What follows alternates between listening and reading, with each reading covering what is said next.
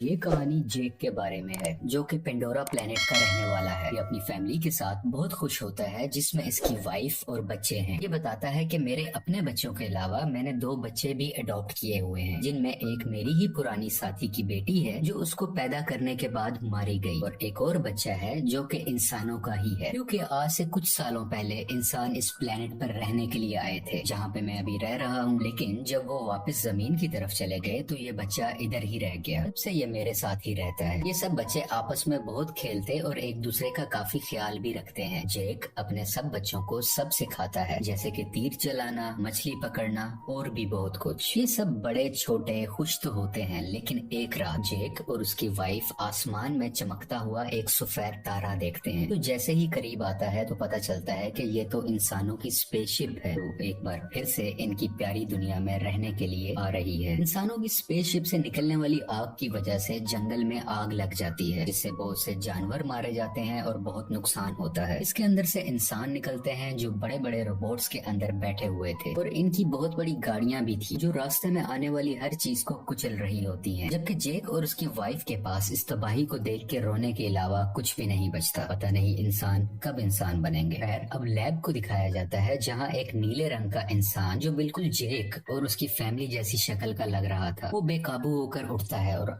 आसपास के लोगों को मारने लगता है। उसको उसके साथी कंट्रोल करते हुए बताते हैं कि आप हमारे कॉलोनल हैं, यानी कर्नल हैं, और आप इंसान ही हैं। हमने आपके मरने के बाद आपको मॉडर्न टेक्नोलॉजी की मदद से ऐसी बॉडी दे दी है जिस वजह से आप इस प्लेनेट पे जिंदा रह सकेंगे। आप दिखने में इस प्लेनेट के लोगों जैसे ही लगेंगे, तो आपको फिक्र करने की कोई जरूरत नहीं है। इसी तरह बहुत से इंसानों को ऐसी बॉडी दे दी जाती है जो कि हम इन कर्नल के आसपास खड़े लोगों में देख भी सकते हैं। दूसरी तरफ जेक और उसके साथी इंसानों को रोकने के लिए उनकी ट्रेन को तबाह कर देते हैं, जिसमें उनके हथियार और खाने का सामान जा रहा था। ये लोग खुद उड़ने वाले क्रिएचर्स पर थे और इंसानों के हेलीकॉप्टर्स को भी तबाह करने के बाद उनका सामान लूट लेते हैं। जब कर्नल को इस होने वाले नुकसान का पता चलता है तो वो जेक को मारने का प्लान करता है, क्योंकि जेक ही है जो नावी लोगों का लीडर है। बेसिकली जेक और उस जैसे दिखने वाले लोगों को नावी कहा जाता है। ये सभी वो लोग हैं जो जंगलों में रहते हैं और इन्हीं ने ट्रेन पर अटैक भी किया था। लेकिन कर्नल की सीनियर ऑफिसर उसको बताती है कि हमने जब भी जेक के जंगल में अपने जहाज भेजे तो उनके उड़ने वाले क्रिएचर्स ने हमेशा उनको तबाह किया। तुम ही हमारी उम्मीद हो जो कुछ कर सकते हो। तो कर्नल जंगल में अपने कुछ साथियों के साथ पैदल जाता है जहाँ पर जेक के बच्चे खेल रहे थे। वो अपनी तरफ इंसानों को आता देखकर अपने फादर को बताते हैं, लेकिन उसी वक्त इंसान उनको पकड़ लेते हैं। कुछ ही देर में जेक की वाइफ वहाँ पर पहुंचकर एक इंसान के सर से तीर आर पार कर देती है। दोनों में लड़ाई शुरू हो जाती है। जेक की वाइफ अपनी बाकी बच्चों को तो बचा लेती है, लेकिन कर्नल उसके उस बेटे को उठा के अपने साथ ले जाता है जो इंसानी शक्ल वाला बच्चा था, जिसको इन्होंने अडॉप्ट भी किया हुआ था। जेक की वाइफ अपने बच्चे को लेके परेशान ही थी कि जेक कहता है कि हमें इस जंगल को छोड़कर जाना होगा, क्योंकि मैं यहाँ का लीडर हूँ और वो कर्नल मेरे पीछे है। क्योंकि जब पहले इंसान यहाँ आए थे तब मैंने ही कर्नल को मारा था। क्योंकि वो नीले जिस्म या एवाटार में जिंदा होकर दोबारा आया है तो वो मुझे मारना चाहता है। अगर मैं, तुम और हमारी मुकम्मल फैमिली यहाँ से चली गई तो हम अपने कबीले के बाकी लोगों की जान बचा सकेंगे, क्योंकि हमारा पकड़े जाने वाला बच्चा जल्द ही हमारी लोकेशन बता देगा कि हम कहाँ रहते हैं और इंसान यहाँ तक पहुँच जाएंगे। जेक की वाइफ जाना तो नहीं चाहती है, लेकिन आखिरकार मान जाती है। कि दूसरी तरफ इंसान जेक के बच्चे पर जुल्म कर कर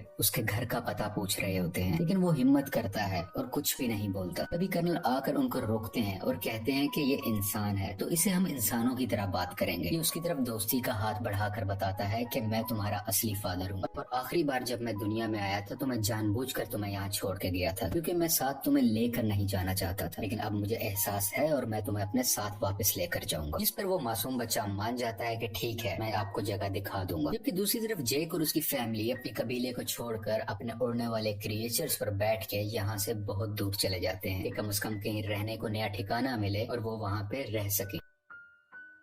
ये लोग पानी के पास रहने वाले नाविस के पास पहुंचते हैं। यहाँ पर रहने वाले लोग हैं तो इसी प्लेनेट के, लेकिन दिखने में सब्ज रंग के होते हैं। ये पानी वाले नावी शुरू में इनका मजाक बनाते हैं, जैसे कि वो कहते हैं कि इनकी दुम पतली है, इनके बाजू पतले हैं और भी बहुत कुछ। तभी पानी वाले लोगों का लीडर आता है और कहता है कि तुम जंगल के रहने वाले हो, तुम्हारी यहाँ पानी के पास कोई जरूरत नहीं है, तुम्हें कुछ नहीं आता कि पानी में कैसे सरवाइव करना है। लेकिन जेक जवाब में कहता है कि हम बहुत जल्द ही सब कुछ सीख जाएंगे और मेरी फैमिली के लिए मुझे आप लोगों लोगों की जरूरत है ताकि वो यहाँ पर सही सलामत जिंदा रह सके। ये देख के पानी का नावी लीडर मान जाता है और उनको रहने की इजाजत भी दे देता है। अगले दिन जेक के बच्चों को वहाँ के रहने वाले बच्चे घुमा रहे होते हैं, जबकि जेक का बेटा अपने बालों वाली चुटिया वहाँ के एक क्रिएचर से जोड़ता है। तो वो बहुत तेजी से पानी के अंदर तैरता है, जिस वजह से गिर जाता है और वहाँ के सब लोग हंसने लगते हैं। अगले दिन वहाँ के कुछ बच्चे जेक की बेटी को पागल कह रहे होते हैं। इसके अलावा उससे बदतमीजी भी करते हैं, उसको काफी तंग कर रहे होते हैं। तभी वहाँ जेक के बाकी बच्चे भी आ जाते हैं और उस तंग करने वाले बच्चे को मारने लगते हैं। तुमने हमारी बहन को ऐसा क्यों कहा? जब जेक को ये सब पता चलता है तो वो अपने ही बेटे को डांटने लगता है कि तुमने उसे क्यों मारा, वो यहाँ के लीडर का बेटा है, जाओ तुम उससे माफी मांगो। वो जब जाकर माफी मांगता है तो लीडर का बेटा अभी भी गुस्से में था और वो उसको धोखा देना चाहता था, बदला लेना चाहता था। कहता है कि चलो तुम्हें एक अच्छी जगह पर लेके जाता हूँ। वो उसे गहरे पानी में ले जाता है जहाँ पर एक खतरनाक मॉन्स्टर रहता था। वो उसको वहाँ पर जाकर अकेला छोड़ देता है और खुद वहाँ से वापस आ जाता है। कुछ ही देर में पानी के अंदर से तेज मॉन्स्टर आकर उस पर अटैक कर देता है, जिस वजह से वो डूबने लगता है और लगातार मॉन्स्टर उस पर अटैक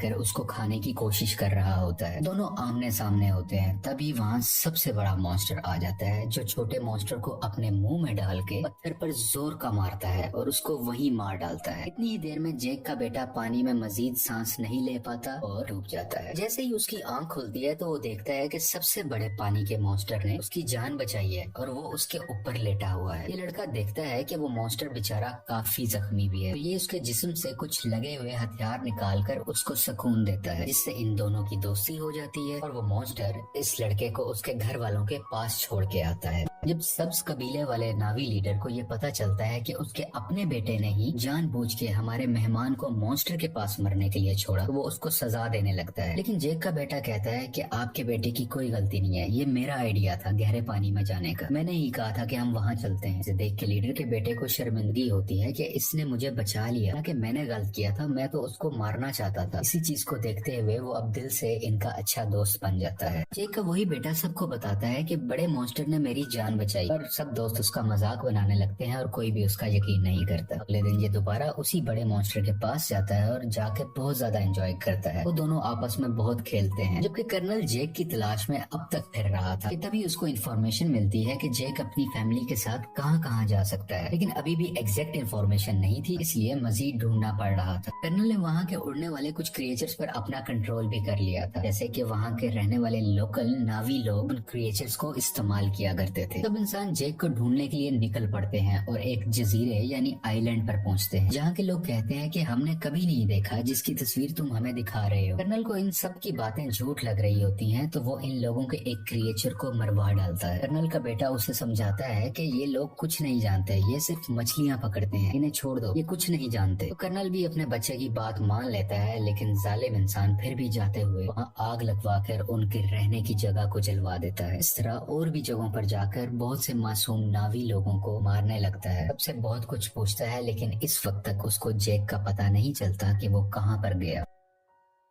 इसी तरह ये सब इंसान पानी वाले एक क्रिएचर को देखते हैं, उस पर भी लोहे की बनी हुई चेन और कुछ छोटे मिसाइल से अटैक करते हैं। इसके अलावा एक ऐसी अल्ट्रासोनिक गन से भी अटैक करते हैं जिससे वो मॉन्स्टर इंसानों पर हमला ही नहीं कर पाता, इंसान इसको बड़े आराम से पकड़ सके। वो बेचारा मॉन्स्टर अपने छोटे बच्चे के साथ तैर रहा होता है, जिसने इंसानों का कभी कुछ नहीं बिगाड़ा था, लेकिन वो दर्द से तड़प रहा था, चीख रहा था और आखिरकार वहीं पर मारा जाता है। उसका छोटा सा बच्चा इर्द गिर्द घूम कर उसको आवाजें दे रहा होता है और इंसान बहुत ही बेशर्मी के साथ खुशी में तालियां बजा रहे थे कि वो अपने मिशन में कामयाब हो गए। ये सब देखकर कर्नल का बेटा काफी तकलीफ में होता है, क्योंकि उसको इन सब जानवरों की फिक्र थी और वो इस होने वाले जुल्म को बिल्कुल बर्दाश्त नहीं कर रहा होता। इंसान उस क्रिएचर को पकड़कर अपने साथ ले जाते हैं, उसके मुंह के अंदर जाकर ड्रिल मशीन से उसके मुंह के ऊपर वाले हिस्से में सुराख करते हैं, जिसके अंदर से एक पीले रंग का लिक्विड निकलता है, जो कि एक ऐसा पानी है कि जो भी पिएगा उसकी उम्र बहुत कम स्पीड से बढ़ेगी, यानी उसको जिंदा रहने के लिए बहुत से साल मिल जाएंगे और वो जल्दी नहीं मरा करेगा। और इस लिक्विड की कीमत भी करोड़ों डॉलर्स में है, इसको ये मार्केट में बेच के बहुत पैसा कमाने वाले हैं। अगले दिन मरने वाले मॉन्स्टर क्रिएचर को सब्ज नावी लोग देख लेते हैं। इसके बाद जेक को बुरा भला कहने लगते हैं कि तुम्हारी वजह से इंसान इधर तक पहुंच गए और अब वो हमारे क्रिएचर्स को मार रहे हैं और बहुत जल्द हमें भी, इसलिए जो भी हुआ सो हुआ। ग्रीन नावी लीडर कहता है कि हम इंसानों से मुकाबला करेंगे, इसके कुछ देर बाद ही जेक का बेटा सबसे बड़े मॉन्स्टर से एक बार फिर मिलने जाता है और देखता है कि उसके ऊपर एक एंकर जैसी डिवाइस लगी हुई है, जिसकी वजह से उस मॉन्स्टर को उस डिवाइस ने वहीं रोका हुआ था और वो वहां से हिल ही नहीं पा रहा था, क्योंकि इंसान उस लिक्विड को हासिल करने के लिए और भी मॉन्स्टर्स को मारने का इरादा रखते हैं। और इस बार बारी है जेक के बेटे के बड़े मॉन्स्टर की, जो साइज में भी बहुत बड़ा है और उसमें से लिक्विड भी बहुत ज्यादा निकल सकता है। इसलिए इंसान अब इस मॉन्स्टर को मारना चाह रहे हैं। बेटा और बाकी भी उसके पास होते हैं, जबकि इंसान इस तरफ बढ़ रहे होते हैं। कर्नल भी इन बच्चों को वहाँ दूरबीन से देख लेता है। जेक और लीडर को पता चलता है कि उनके बच्चे खतरे में हैं और वो अपने हथियार उठाकर उन्हें बचाने के लिए निकल पड़ते हैं। बहुत मुश्किल से बच्चे बड़े मॉन्स्टर से वो डिवाइस निकाल देते हैं, जिस वजह से मॉन्स्टर वहाँ से आगे तैरकर निकल जाता है और बिल आखिर उसकी जान बच जाती है। लेकिन इंसान फायरिंग करते हुए अभी भी बच्चों का पीछा कर रहे होते हैं। यहाँ पे लीडर की बेटी मरने ही वाली होती है, तो जेक का बेटा उसका हाथ पकड़कर अपनी तरफ करके उसकी जान बचा लेता है। लेकिन थोड़ी ही देर में बच्चों को बड़ा सा जाल डालकर पकड़ लेते हैं और अपनी शिप पर ले आते हैं। कुछ देर तक बच्चों के पेरेंट्स भी यहाँ आ जाते हैं, यानी कि जैक वहीं रुककर देखता है कि उनके बच्चों को शिप के आगे कर्नल ने बांधा हुआ है। कर्नल कहता है कि अगर बच्चों की जान बचाना चाहते हो तो शिप पर तुम सिर्फ अकेले आओगे। तो जेक सबकी बेहतरी के लिए अकेले जाने का फैसला करता है। तभी जेक के बेटे का सबसे बड़ा क्रिएचर दोस्त पानी के नीचे से एकदम से ऊपर आकर इनकी शिप पर चढ़ जाता है और अपने हाथों और दुम से वहाँ खड़े इंसानों को मारने लगता है और हर चीज तबाह कर रहा होता है। ये देख के जेक और लीडर के लोगों को भी मौका मिल जाता है कि वो इंसानों पर हमला कर दें और वो सब लोग शिप की तरफ बढ़ने लगते हैं। इंसानों और इन सब नावी लोगों के दरमियान काफी लड़ाई हो रही होती है। बहुत से इंसान भी मारे जाते हैं और कुछ नावी लोग भी। और वो पानी वाला क्रिएचर इंसानों की एक छोटी शिप के ऊपर से छलांग लगाकर उसको लोहे की रस्सी से इनको दबाकर मार देता है। जेक भी इंसानों का मुकाबला करते हुए बच्चों के पास आके उनको वहाँ से छुड़वा लेता है। कुछ बच्चे अपने अडॉप्टेड इंसानी भाई को भी ढूंढ लेते हैं और वहाँ से भागकर अपनी जान बचाते हैं। लेकिन उसी दौरान जेक का एक बेटा मारा जाता है और उसकी माँ ये सब देखकर अपने दिल पर काबू नहीं रख पाती और चिल्ला चिल्ला कर रोने लगती है।